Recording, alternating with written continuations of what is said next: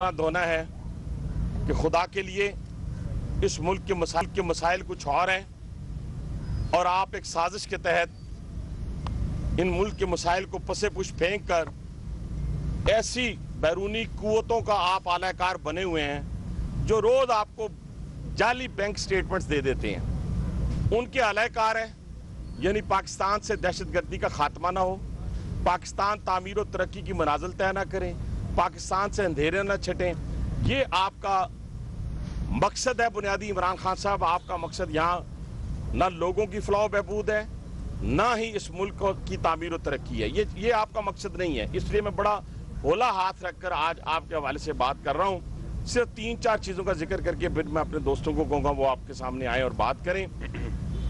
मैं आज आप पूरी कौम को फिर बता देना चाहता हूँ कि प्राइम मिनिस्टर ऑफ पाकिस्तान का किसी जगह के ऊपर मिस डिक्लेरेशन नहीं है, कंसीलमेंट नहीं है, और ये वाहिद कोई एसेट भी नहीं है जिसके ऊपर वजीर आज़म पाकिस्तान के बात की जाए पूरे केस, पूरे पनामा केस के ऊपर। और इसके ऊपर आपकी इतला के लिए और लोगों के लिए बड़ी आसान अल्फाज के अंदर कि उनके वकील फॉरेन फंडिंग मंसूर अनवर साहब मान चुके हैं पहले।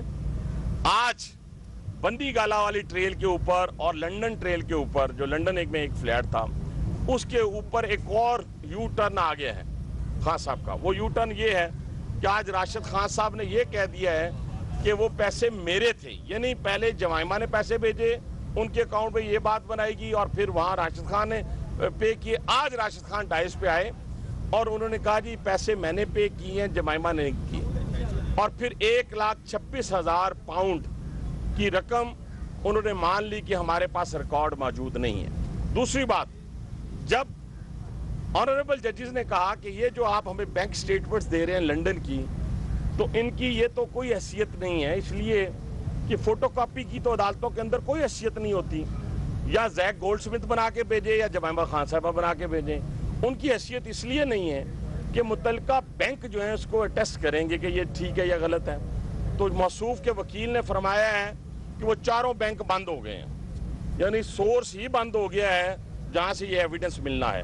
पहले ये कौम को पता चल जाए कि बन्नी गाला में भी इमरान खान साहब और फॉरेन फंडिंग के अंदर भी फारिग हो चुके हैं। और आखिरी बात करके मैं आपसे इजाज़त चाहूँगा कि मुझे कभी यकीन हो गया है इस एविडेंस की बुनियाद के ऊपर कि इमरान खान साहब नाअहल होने जा रहे हैं, और नाअहल जब वो होने जा रहे हैं, डिस्क्वालीफाई होने जा रहे हैं, यानी अब कोई दूसरी रास्ता नहीं है ना उनके पास। अदालत क्या कहेगी कि 1,26,000 पाउंड माफ कर दिए जाए। यहाँ तो 2 ID कार्ड के ऊपर 5 कनाल जगह के ऊपर डिस्क्वालिफिकेशन हुई है, तो यहाँ तो 1,26,000 पाउंड तो उन्होंने मान लिया, और बाकी भी जितनी स्टेटमेंट्स उन्होंने दी हैं उन स्टेटमेंट्स का किसी जगह के ऊपर वेरिफिकेशन नहीं है, यानी वो बैंक ही बंद हो गए हैं। तो कोशिश वो कर रहे हैं जैक गोल्डस्मिथ के जरिए कि मजीद उनके जो बैंक्स के मालकान हैं उन तक पहुंचा जाए और उन बैंक को दोबारा खुलवाया जाए, और उनसे कोशिश कर रहे हैं वो, और वो कोशिश जारी सारी है। लेकिन आज की तारीख तक उन्होंने ये चीज़ें मानकर और फिर न्याजी सर्विसेज के हवाले से उन्होंने कहा ये गलती हो गई है। इस फ्लैट के हवाले से जो कॉन्स्टिट्यूशन एवेन्यू का है वो कहते हैं गलती हो गई है।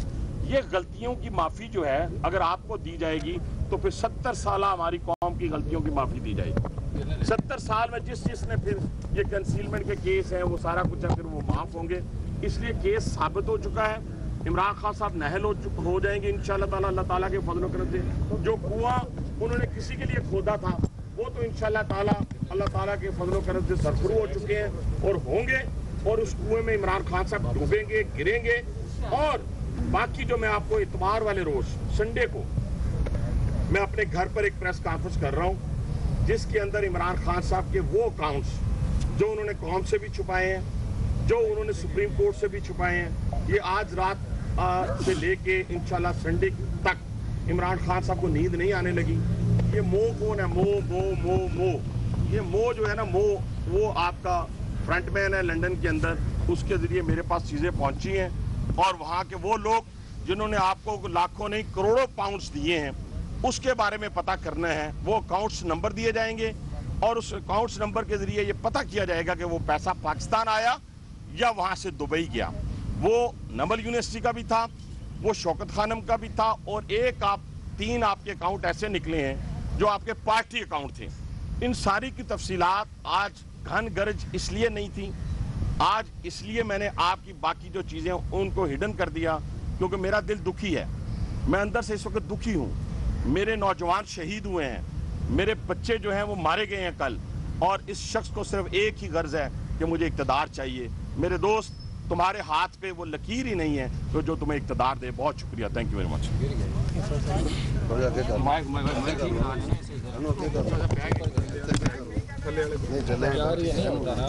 और कहाँ करना, फिर तिलक जाना पूरा कहाँ करना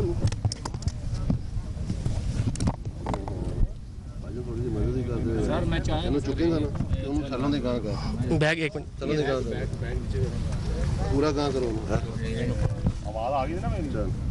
मुस्लिम लीग नून के रहनुमा मीडिया से गुफ्तगू कर रहे हैं। हनीफ अब्बासी का अपनी गुफ्तगू के दौरान कहना था कि इमरान खान नाअहल होने जा रहे हैं, और अब आपको बताएं कि दानियाल अजीज मीडिया से गुफ्तगू कर रहे हैं। रवायती कलाबाजियाँ हैं जो कि वो सियासत के मैदान में लगाते रहे हैं।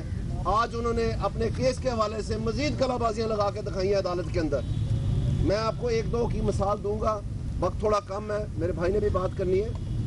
सबसे पहले आप पार्लियामेंट की स्पीच देख लें, आप मुख्तलिफ प्रेस कॉन्फ्रेंसेस देख लें, आप अदालतों में इनके तहरीरी जवाब दे दें जो स्वॉन स्टेटमेंट हल्फी बयान जैसे कहते हैं, एफिडेविट देख लें।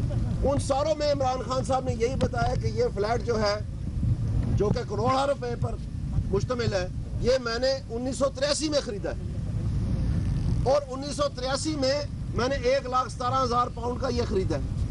यहाँ तक कि जो इमरान खान साहब ने एमनेस्टी फाइल की है उसके साथ जो पैरा लगाया है उसमें भी उन्होंने कहा है कि 1,17,000 एडिशनल इनकम जो है, जो अदर इनकम है, जो मैंने डिक्लेयर नहीं की थी, जो छुपाई थी, जो असासे मैंने